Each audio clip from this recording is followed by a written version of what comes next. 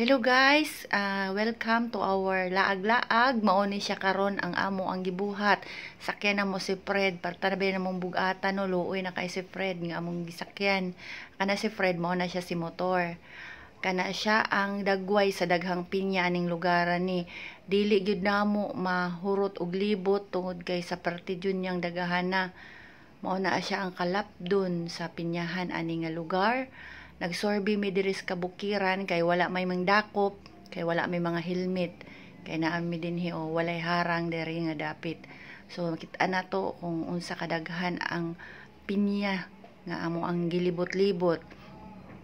So kay giihaw man mi na inom mi og sabaw sa butong. Na kay uhaw kaayo, hastang tamisa ni sabaw sa butong.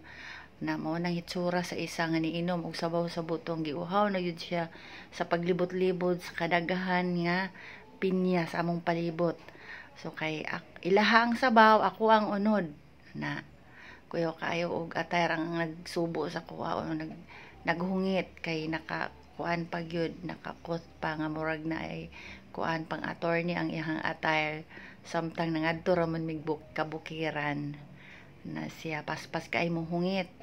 Salamat kay grabe kayong busog ang laag. Thank you for watching. Charot.